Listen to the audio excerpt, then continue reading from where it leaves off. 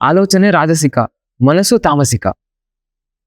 ಇವಾಗ ನೀವ್ ಏನೋ ತ್ಯಾಗ ಮಾಡಿ ಒಳಗ್ ಬದ್ಲಾಡಕ್ಕಿನ್ನ ಮಾಡ್ಬಿಟ್ಟು ನೆಮ್ಮದಿಯಾಗಿರೋದು ಒಳ್ಳೇದಲ್ವಾ? ನೀವ್ ಬರೀ ಹೊರಗಿನ ಜಗತ್ತಿಗೆ ತೋರ್ಸಕ್ ಅಂತಾನೆ ನೀವು ಬರೀ ಸಾತ್ವಿಕ ಆಹಾರ ಸೇವನೆ ಮಾಡ್ತಾ ಹೋದ್ರೆ ಒಳಗೆ ಆಸೆ ಅನ್ನೋದು ತೆಗೆದು ಹಾಕಿಲ್ಲ, ಸೋಂಬೇರಿತನ ಅನ್ನೋದು ಹೋಗಿಲ್ಲ ಅಂತ ಹೇಳಿದ್ರೆ ನೀವು ಎಷ್ಟೇ ಸಾತ್ವಿಕ ಆಹಾರ ಸೇವನೆ ಮಾಡಿದ್ರು ಮನಸ್ಸು ದೇಹ ತಮಸ್ಸಲ್ಲಿತ್ತು ಅಂತ ಹೇಳಿದ್ರೆ ಏನು ಪ್ರಯೋಜನ ಇಲ್ಲ.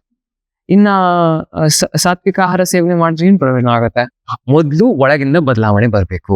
ಸಾತ್ವಿಕ ಆಹಾರವನ್ನು ಸೇವನೆ ಮಾಡ್ತಾ ಇದ್ರೆ ಒಳಗೆ ಬೆಟ್ಟದಂತ ಆಸೆ ಮೇಲೆ ಹೋಗ್ತಾನೆ ಇರತ್ತೆ. ಅವಾಗ ಒಳಗಡೆನೆ ಹೊಡೆದಾಡಕ್ ಶುರು ಮಾಡ್ತೀರಾ ನೀವು. ಏನೋ ಮಾಡ್ಬೇಕು ಅಂತ ನಿಮ್ಗೆ ತುಂಬಾ ಒಳಗೆ ಆಸೆ ಇರುತ್ತೆ, ಆದ್ರೆ ಹೊರಗೆ ಮಾಡೋದಕ್ ಆಗೋದಿಲ್ಲ. ಯಾಕೆ? ಬೇರೆಯವ್ರು ಏನೋ ಅನ್ಕೋತಾರೆ ಅಂತ. Food is rich in vitality and energy. Mind is super dynamic, body is lazy. How is it? Does it make any sense? ಹೇಳ್ಕೊಳಕ್ಕೆ ಸಾತ್ವಿಕ ಆಹಾರ ಅಂತ ಹೇಳೋದು.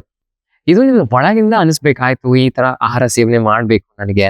ಇದು ನಿಜವಾದ ಪ್ರತ್ಯಾಹಾರದ ಚಿಹ್ನೆ. ಅಂದ್ರೆ ನಿಮ್ಗೆ ಸಹಜವಾಗಿ ಅನ್ಸುತ್ತೆ, ಇಲ್ಲ ಅಭ್ಯಾಸಗಳಾಗಿರ್ಬೋದು, ಈ ರೀತಿಯಾದ ಆಹಾರ ಪದ್ಧತಿ ಆಗಿರ್ಬೋದು, ಇದನ್ನ ಅನುಸರಿಸಬಾರ್ದು ಅಂತ ನಿಮ್ಗೆ ಅನ್ಸಕ್ ಶುರುವಾಗುತ್ತೆ ಒಳಗಿಂದ.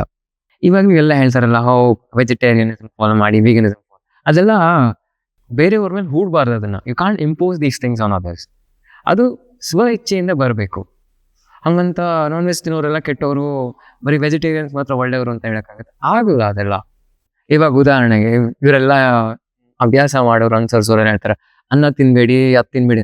ಅನ್ನ ತಿಂದ್ರೆ ಬದುಕಕ್ಕೆ ಆಗಲ್ಲ. ನನ್ನ ಪದ್ಧತಿ ಹಾಗೆ ಬಂದಿದೆ.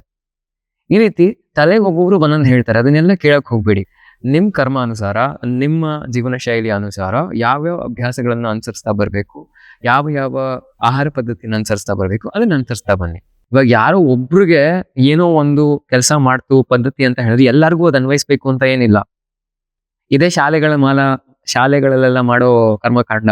ಒಂದೇ ಪದ್ಧತಿಯನ್ನ 1000 ಜನಕ್ಕೆ ಹೇಳ್ಕೊಡ್ತಾರೆ. 1000 ಮಕ್ಳಿದ್ರೆ 1000 ರೀತಿ ಪಾಠ ಆಗ್ಬೇಕು. ಅರ್ಥ ಆಗ್ತದೆ ನಾ ಹೇಳ್ತಿರೋದು? ಇವಾಗ ನೀವೇ ನೋಡಿ, ಒಂದು ಆಹಾರ ಪದ್ಧತಿಯನ್ನ ಇಡೀ ಜಗತ್ತು ಅನುಸರಿಸಕ್ಕಾಗತ್ತಾ? ಇವಾಗ್ಲೂ ಎಷ್ಟೊಂದ್ ಕಡೆ ಹೊಡೆದಾಡ್ತಾ ಇದಾರೆ. ವೆಜಿಟೇರಿಯನಿಸಮ್ ಫಾಲೋ ಮಾಡಿ, ವೀಗನಿಸಮ್ ಫಾಲೋ ಮಾಡಿ, ಹಂಗ್ ಮಾಡಿ. ಎಷ್ಟೊಂದ್ ಜನ ಒಳಗಿಂದ ಅವ್ರಿಗೆ ಕರೆ ಬರೋದಿಲ್ಲ. ಯಾಕಂದ್ರೆ ಅವರು ಆ ರೀತಿ ಆಹಾರ ಪದ್ಧತಿ ಸೇವನೆ ಮಾಡಿದ್ರೆ ಅವ್ರಿಗೆ ಒಂದ್ ರೀತಿಯ ಶಾಂತಿ ಸಿಗತ್ತೆ. ಇದನ್ನ ನೀವು ಅನುಸರಿಸ್ತಾ ಬರ್ಬೇಕು. You have to make peace with this kind of understanding. ಸಾತ್ವಿಕ ಆಹಾರ ಸೇವನೆ ಮಾಡಿ ಮನಸ್ಸಿನಲ್ಲಿ ರಜಸ್ಸಿತ್ತು ಅಂತ ಹೇಳಿದ್ರೆ, ದೇಹದಲ್ಲಿ ತಮಸ್ಸಿತ್ತು ಅಂತ ಹೇಳಿದ್ರೆ ಏನ್ ಪ್ರಯೋಜನ? ಇವಾಗ ಮಾಂಸಾಹಾರ ಸೇವನೆ ಮಾಡಿದವರು ಮನಸ್ಸು ತುಂಬಾ ತಿಳಿಯಾಗಿತ್ತು ಅಂದ್ರೆ ಇವ್ರಕಿನ್ನ ಒಳ್ಳೆಯವರು ಅವರು ಅಂತ ಆಯ್ತು. ಬರೀ ಹೊರಗೆ ಅವ್ರು ಹೇಗಿರ್ತಾರೆ ಅದನ್ನ ನೋಡಿ ನೀವು ನಿಶ್ಚಯ ಮಾಡ್ಬೋದು. You can't